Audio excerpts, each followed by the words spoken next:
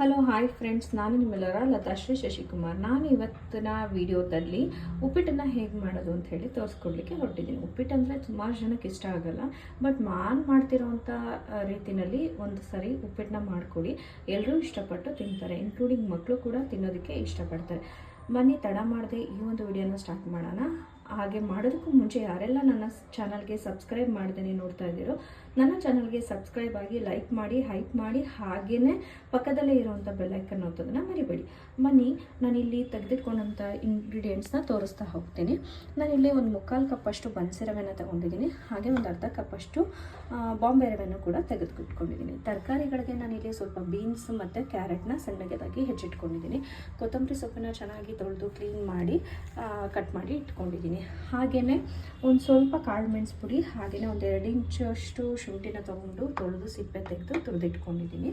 ಮತ್ತು ನಾನಿಲ್ಲಿ ಒಗ್ಗರಣೆಗೆ ಬಂದು 1 ಸ್ಪೂನಷ್ಟು ಕಡಲೆಬೇಳೆ, ಅರ್ಧ ಸ್ಪೂನಷ್ಟು ಉದ್ದಿನಬೇಳೆ ಮತ್ತು ಸ್ವಲ್ಪ ಸಾಸಿವೆ, ಹಾಗೆಯೇ ಕರಿಬೇವಿನ ಸೊಪ್ಪನ್ನು ತೊಗೊಂಡಿದ್ದೀನಿ. ಒಂದು ಟೊಮೆಟೊನ ಹೆಚ್ಚಿಟ್ಕೊಂಡಿದ್ದೀನಿ ಸಣ್ಣದಾಗಿ, 6ರಿಂದ 7 ಹಸಿರು ಮೆಣಸಿನ್ಕಾಯಿನ ಕಟ್ ಮಾಡಿ ಇಟ್ಕೊಂಡಿದ್ದೀನಿ. ಹಾಗೆಯೇ ಇಲ್ಲಿ ಒಂದು ಮೀಡಿಯಮ್ ಸೈಜ್ದು 2 ಈರುಳ್ಳಿನ ತೆಗೆದಿಟ್ಕೊಂಡು ಅದನ್ನು ಸಣ್ಣದಾಗಿ ತೆಳುವಾಗಿ ಕಟ್ ಮಾಡಿ, ಹಾಗೆ ನಾನಿಲ್ಲಿ ರುಚಿಗೆ ತಕ್ಕಷ್ಟು ಉಪ್ಪು ಹಾಗೂ ಎಣ್ಣೆಯನ್ನು ಕೂಡ ತೆಗೆದಿಟ್ಕೊಂಡಿದ್ದೀನಿ. ಬನ್ನಿ ತಡ ಮಾಡದೆ ಹೇಗಾಗುತ್ತೆ ಈ ಒಂದು ರೆಸಿಪಿ ಅನ್ನೋದನ್ನು ನೋಡೋಣ. ಮೊದಲಿಗೆ ಒಂದು ಪ್ಯಾನ್ನ ಸ್ಟವ್ ಮೇಲೆ ಇಟ್ಕೊಂಡು ಗ್ಯಾಸ್ನ ಆನ್ ಮಾಡ್ಕೊಳ್ತಾ ಇದ್ದೀನಿ.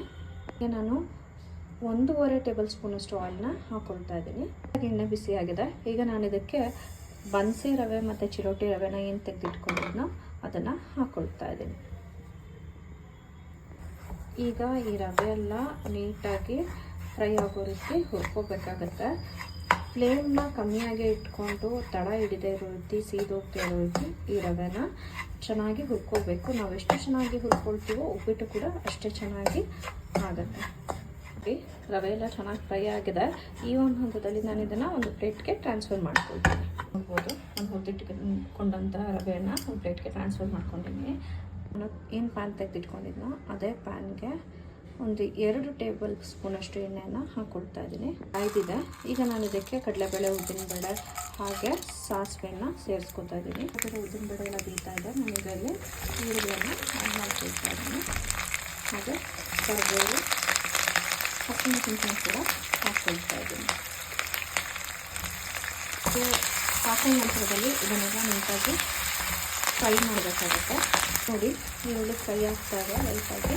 ಇದಕ್ಕೆ ನಾನೀಗ ಏನು ಕ್ಯಾರೆಟ್ನ ಹೆಚ್ಚಿಟ್ಕೊಂಡಿದ್ದೋ ಆ ಕ್ಯಾರೆಟ್ ಹಾಗೆಯೇ ಬೀನ್ಸ್ನ ಹಾಕ್ಕೊಳ್ತಾ ಇದ್ದೀನಿ. ಇದನ್ನು ಕೂಡ ಚೆನ್ನಾಗಿ ಫ್ರೈ ಮಾಡ್ಕೋಬೇಕಾಗುತ್ತೆ. ಈ ಹಂತದಲ್ಲಿ ನಾವು ತರಕಾರಿನ ಹಾಕ್ಕೊಂಡು ಫ್ರೈ ಮಾಡ್ಕೊಳ್ಳೋದ್ರಿಂದ ತರಕಾರಿ ಚೆನ್ನಾಗಿ ಸ್ವಲ್ಪ ಬೇಯುತ್ತೆ. ಅದಾದ ನಂತರದಲ್ಲಿ ನೀರನ್ನು ಹಾಕ್ಕೊಂಡಾಗ ಇನ್ನೊಂದು ಸ್ವಲ್ಪ ಬೇಯೋದಕ್ಕೆ ಹೆಲ್ಪ್ ಆಗುತ್ತೆ. ಹಾಗೆಯೇ ಸ್ವಲ್ಪ ಕ್ರಂಚಿನೆಸ್ ಉಳ್ಕೊಳ್ಳೋದ್ರಿಂದ ಉಪ್ಪಿಟ್ಟು ತಿನ್ನಲಿಕ್ಕೂ ಕೂಡ ಚೆನ್ನಾಗಿರುತ್ತೆ. ಕೆಲವೊಬ್ಬರು ಬೇಯಿಸಿ ಹಾಕ್ಕೊಳ್ತಾರೆ, ನಾನು ಬೇಯಿಸೋಕ್ಕೆ ಹೋಗಲ್ಲ. ಹೀಗೆ ಫ್ರೈ ಮಾಡ್ತಿದ್ದಾಗಲೇ ತರಕಾರಿಗಳನ್ನ ಹಾಕ್ಕೊಂಡು ಫ್ರೈ ಮಾಡ್ಕೊಳ್ತೀವಿ. ಈರುಳ್ಳಿ ತರಕಾರಿ ಎಲ್ಲ ಸ್ವಲ್ಪ ಫ್ರೈ ಆಗಿದೆ. ಈಗ ನಾನು ಇದಕ್ಕೆ ಹೆಚ್ಚಿಟ್ಟಿದ್ದಂಥ ಟೊಮೆಟೊನ ಆ್ಯಡ್ ಮಾಡ್ಕೊತಾ ಇದ್ದೀನಿ. ಈಗ ಟೊಮೆಟೊನ ಆ್ಯಡ್ ಮಾಡಿಕೊಂಡು ಚೆನ್ನಾಗಿ ಮಿಕ್ಸ್ ಕೊಟ್ಟು ಇದಕ್ಕೆ ರುಚಿಗೆ ತಕ್ಕಷ್ಟು ಉಪ್ಪನ್ನು ಆ್ಯಡ್ ಮಾಡ್ಕೊತಾ ಇದ್ದೀನಿ.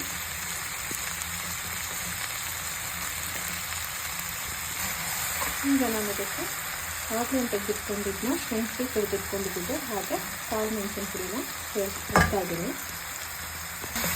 ಶುಂಠಿ ಮತ್ತು ಕಾಳು ಮೆಣಸು ಎಲ್ಲ ಸೇರಿಸ್ಕೊಂಡು ಚೆನ್ನಾಗಿ ಫ್ರೈ ಮಾಡ್ಕೋಬೇಕು. ಮಾಡ್ತಾರೆ ಅಲ್ಲಿ ರವೆನ ತೆಗೆದಿಟ್ಕೊಂಡು ಅದೇ ಕಪ್ ಮೆಷರ್ಮೆಂಟ್ನಲ್ಲಿ 3.5 ಕಪ್ಪಷ್ಟು ನೀರನ್ನು ಹಾಕ್ಕೊಳ್ತಾ ಇದ್ದೀನಿ. ನಾನು ಆಗಲೇ 1.5 ಕಪ್ಪಷ್ಟು ರವೆನ ತೆಗೆದಿಟ್ಕೊಂಡಿದ್ದೆ, ಅದಕ್ಕೆ ನಾನೀಗ 3.5 ಕಪ್ಪಷ್ಟು ನೀರನ್ನು ಸೇರಿಸ್ಕೊಳ್ತಾ ಇದ್ದೀನಿ. ನೀರನ್ನು ಹಾಕೊಂಡ ನಂತರದಲ್ಲಿ ಸ್ವಲ್ಪ ನೀರು ಬಿಸಿಯಾಗಿ ಬಿಡಬೇಕು, ಅಂದರೆ ನೀರು ಕುದಿಯೋಕ್ಕೆ ಶುರು ಆಗಬೇಕು. ಅಲ್ಲಿವರೆಗೂ ಇದನ್ನು ಬೇಯೋಕ್ಕೆ ಬಿಡಬೇಕಾಗತ್ತೆ. ನೀರು ಕುದಿಯೋಕ್ಕೆ ಶುರುವಾಗಿದೆ. ಈ ಒಂದು ಹಂತದಲ್ಲಿ ನಾವು ಕಮ್ಮಿ ಇಟ್ಕೊಂಡು ಹುರಿದಿಟ್ಕೊಂಡಂಥ ರವೆನ ಸೇರಿಸ್ಕೋಬೇಕಾಗುತ್ತೆ. ಸ್ವಲ್ಪನೇ ರವೆಯನ್ನು ಸೇರಿಸ್ಕೊಂಡು ನೀಟಾಗಿ ಗಂಟಿಲ್ದಿರೋ ಹಾಗೆ ಮಿಕ್ಸ್ ಮಾಡ್ತಾ ಹೋಗಬೇಕಾಗುತ್ತೆ.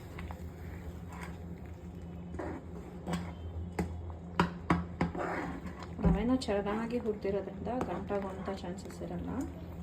ಸೊ ಉರಿಯನ್ನು ಕಮ್ಮಿ ಇಟ್ಕೊಂಡು ಹೀಗೆ ಚೆನ್ನಾಗಿ ಸ್ಟಿಮ್ ಮಾಡ್ತಾ ಈ ಒಂದು ಮಿಕ್ಸ್ಚರ್ನ ಬೇಯಿಸ್ಕೊಳ್ತಾ ಇದ್ದೀನಿ.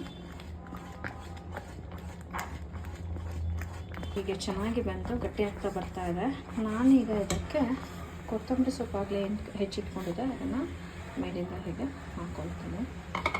ಕೊತ್ತಂಬರಿ ಸೊಪ್ಪನ್ನು ಹಾಕಿದ ನಂತರ ಒಂದು ಪ್ಲೇಟ್ನ ಮುಚ್ಚಿ ಕಡಿಮೆ ಉರಿನಲ್ಲಿ ಒಂದು 10 ನಿಮಿಷ ಹೀಗೆ ಬೇಯೋದಕ್ಕೆ ಬಿಟ್ಬಿಡ್ತೀನಿ. ಒಂದು 5 ನಿಮಿಷ ಆಗಿದೆ.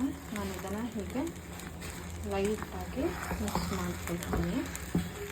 ಮಿಕ್ಸ್ ಮಾಡಿಕೊಂಡು ನೀಟಾಗಿ ಕೈ ಆಡಿಸ್ಕೊಂಡು ಮತ್ತೆ ಒಂದು ಪ್ಲೇಟ್ನ ಮುಚ್ಚಿ ಒಂದು 5 ನಿಮಿಷ ಬೇಯೋದಕ್ಕೆ ಬಿಡ್ತಾ ಇದ್ದೀನಿ. ನಾನಿಲ್ಲಿ ಲಿಡ್ನ ಓಪನ್ ಮಾಡ್ತಾ ಇದ್ದೀನಿ. ನೋಡಿ, ಉಪ್ಪಿಟ್ಟಿನಲ್ಲಿ ಸ್ವಲ್ಪನೂ ಕೂಡ ನೀರಿನ ಅಂಶ ಇಲ್ಲ, ಚೆನ್ನಾಗಿ ಹಾಗೆ ಹೊಂದ್ಕೊಂಡಿದೆ. ಸೊ ಉಪ್ಪಿಟ್ಟು ಕೂಡ ರೆಡಿಯಾಗಿದೆ. ನಾನು ಇದನ್ನು ಒಂದು ಸರ್ವಿಂಗ್ ಬೌಲ್ಗೆ ಹಾಕ್ಕೊಂಡು ತೋರಿಸ್ತೀನಿ. ನೋಡಿ, ಬಿಸಿ ಬಿಸಿಯಾದಂತಹ ವೆರಿ ಟೇಸ್ಟಿಯಾದಂಥ ಉಪ್ಪಿಟ್ಟು ರೆಡಿ ಆಯಿತು. ನೀವು ಒಂದು ಸಲ ಟ್ರೈ ಮಾಡಿ ಮನೆಯಲ್ಲಿ ಮಾಡ್ಕೊಂಡು ತಿನ್ಕೊಂಡು ಹೇಗಾಯಿತು ಅಂತ ಹೇಳಿ ತಿಳಿಸೋದನ್ನು ಮರಿಬೇಡಿ.